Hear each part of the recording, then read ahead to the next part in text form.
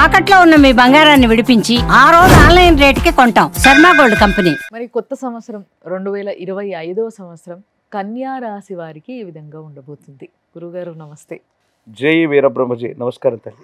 మరి కన్యా రాశి వారికి కొత్త సంవత్సరం ఏ విధంగా ఉండబోతుంది అంటారు? శివాయ బ్రహ్మణే నమ, వీరబ్రహ్మేంద్ర స్వామినే నమో నమ.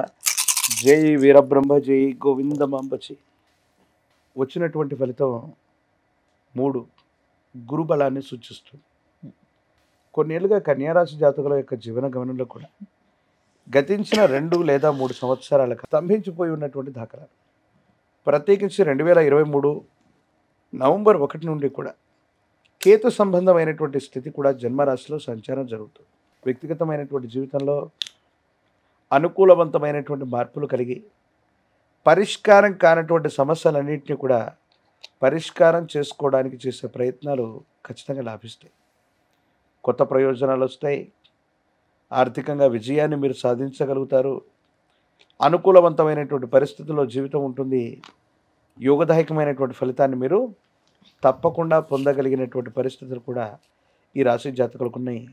భార్యాభర్తల మధ్య ప్రేమ, అనురాగం, ఆప్యాయత, సంతానం కోసం వేచి ఉండటం, సంతానం కోసం ప్రయత్నం చేస్తున్న దంపతులకి ఖచ్చితంగా మంచి సంతానం లభించేటువంటి అవకాశం. స్థిర చరాస్తులు, ప్రత్యేకించి స్వగృహం కావాలని చాలామంది మనం యోచిస్తూ ఉంటాం. ప్రయత్నం చేస్తున్న సఫలీకృతం అవ్వదు. కానీ ఖచ్చితంగా స్వగృహం కోసం ప్రయత్నం చేస్తున్నటువంటి వాళ్ళకి స్వగృహ యోగం ఖచ్చితంగా లభించే అవకాశం కనపడుతుంది. మరి ఇప్పుడు పరీక్షలు రాసే వారి పరిస్థితి ఏ విధంగా ఉండబోతుంది అంటారు? పోటీ పరీక్షలు రాస్తున్నటువంటి విద్యార్థులకి మరికొంత ఏకాగ్రత అవసరం. మరికొద్ది సమయం తర్వాత ఏకాగ్రతతో కూడిన ప్రయత్నం చేయటం వల్ల మీరు ఊహించినటువంటి పరిస్థితుల్ని ఖచ్చితంగా పొందుతారు. ఇప్పటి వరకు బోటాబోటీ మార్కులతో ఉత్తీర్ణత సాధించటం, లేక మనం ఊహించినటువంటి గొప్ప రిజల్ట్ రావట్లేదన్న భావన కలుగుతూ ఉండటం, ఇలా కలుగుతూ ఉండొచ్చు. కానీ సమీపమైన భవిష్యత్తులో కొంతకాలం తర్వాత ఇంకొంచెం ఏకాగ్రతతో మీరు ప్రయత్నం చేయండి. ఖచ్చితంగా ఉత్తీర్ణత, సఫలీకృతమైనటువంటి ఫలితాలని మీరు తప్పకుండా పొందేటువంటి అవకాశం ఉంది. పోటీ పరీక్షలు రాస్తున్న నిరుద్యోగులకు కూడా ఈ సంవత్సరం కొంత ఆశాజనకంగా ఉండబోతుంది. 2వ ప్రయత్నం తప్పనిసరిగా సఫలీకృతమయ్యేటువంటి అవకాశం కూడా కనబడుతుంది. మరి వ్యాపారవేత్తలు కూడా ఈ మధ్య చాలా మంది బిజినెస్ పైన బాగా ఇష్టం చూపిస్తున్నారు. అవును. మనం చూస్తున్న ఉద్యోగాలు వదిలేసి మరి బిజినెస్లు స్టార్ట్ చేస్తూ ఉన్నారు. ఇలాంటి వాళ్ళు ఎవరైనా కన్యా రాశిలో ఉన్నట్టయితే వాళ్ళకి ఈ సంవత్సరం మొదలు పెట్టొచ్చు అంటారా? కొత్తగా ఏదైనా కొత్త వ్యాపారం చేసుకోవడానికి లేదా పాత వ్యాపారాన్ని మళ్ళీ క్రమబద్ధీకరించుకొని మార్పులు చేర్పులు చేసుకోవడానికి ఇది చాలా సరైనటువంటి సమయం.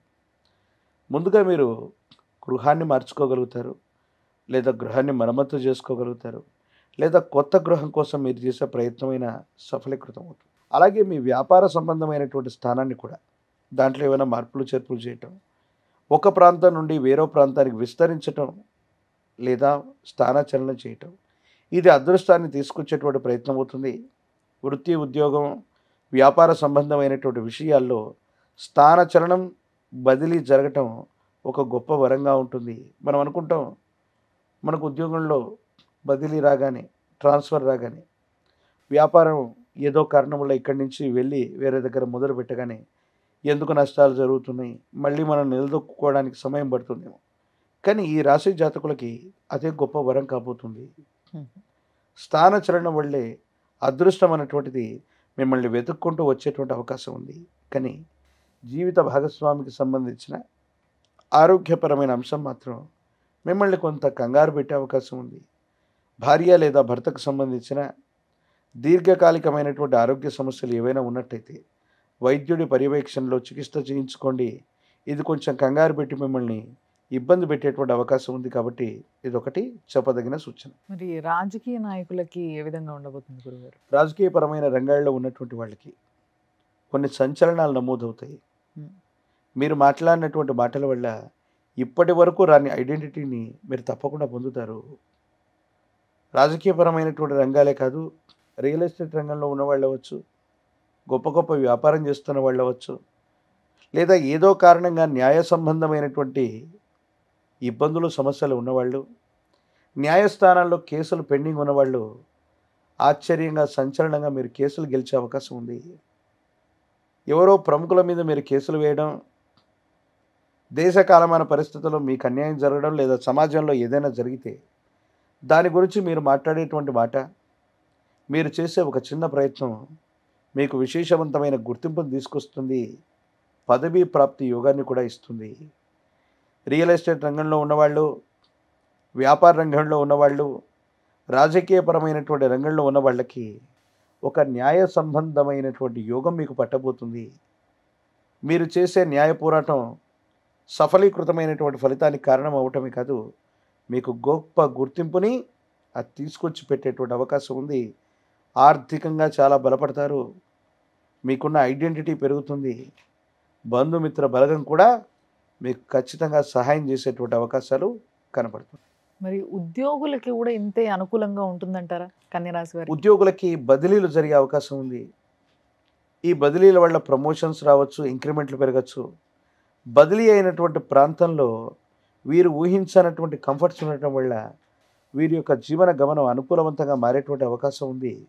ఉద్యోగస్తులకు అత్యంత అనుకూలవంతమైనటువంటి మార్పుకి ఈ సంవత్సరం శ్రీకారం చుట్టే అవకాశం ఉంది. ఒకవేళ బదిలీ వచ్చినా కూడా మీరు ఆందోళన పడకండి, బదిలీ మీద వెళ్ళిపోండి. స్థాన చలనం జరిగితే మాత్రం ఉద్యోగస్తులకి చాలా అద్భుతమైనటువంటి రాజయోగం పడుతున్నట్టుగానే మీరు ఆలోచించవచ్చు. నిజంగా అంటే ప్రతిసారి ఎవరైనా కూడా కొంచెం ఆలోచిస్తారు ఎక్కడికైనా వెళ్ళాలి, ఉద్యోగంలో ట్రాన్స్ఫర్ వచ్చింది అంటే. కానీ ఈసారి కన్యరాశి వారికి ట్రాన్స్ఫర్లు చాలా బాగుంటాయి అంటున్నారు కాబట్టి ఆలోచించండి ఒకవేళ ఎవరికన్నా వస్తున్నట్టయితే. అండ్ అంతేకాకుండా ఏదైనా ఇబ్బంది కలిగితే లేదా ఇంకొంచెం మీరు చెప్పిన ఇవన్నీ కూడా ఇదంతా కూడా ఒక క్రమబద్ధంలో నడవాలి మనకి అన్నప్పుడు మనకి ఏదైనా ఒక శక్తి ఉండాలి మన వెంట. సో ఆ శక్తి ఏది అంటే మీరేం చెప్తారు? ఈ భూమి మీద ఈ రాహుకేతు స్వరూపాలకి అత్యంత అనుకూలవంతమైనటువంటి దేవతా స్వరూపాలు జ్ఞాన ప్రసూనాంబ సమేత శ్రీకాళహస్తీశ్వర స్వాముల వారు. శ్రీకాళహస్తీశ్వర స్వామి వారి యొక్క క్షేత్రానికి ఏదైనా రాహుకాల సమయంలో వెళ్ళి అమ్మవారికి స్వామివారికి జరిగే అభిషేక క్రతువులో పాల్గొనటం. నేను చెబుతుంది రాహుకేతు పూజ కాదు, అమ్మవారిని స్వామివారిని రాహుకాల సమయంలో అభిషేకం జరుగుతుంది లేదా ఉదయ సమయంలో జరుగుతుంది. అభిషేక సందర్భంలో అమ్మవారిని స్వామివారిని ఒక్కసారి దర్శించి వస్తే చాలు, జాతకంలోని సర్వ అరిష్టాలు పోతాయి. మీరు చేసే ప్రయత్నాలన్నీ కూడా తప్పనిసరిగా ఫలించేటువంటి అవకాశం కనబడుతుంది. చాలా అద్భుతంగా, చాలా సింపుల్ గా చిన్న పరిష్కారమే చెప్పారు కాబట్టి ధన్యవాదాలు గురుగారు. జై వీర బ్రహ్మ, జై గోవింద బాంబ జై.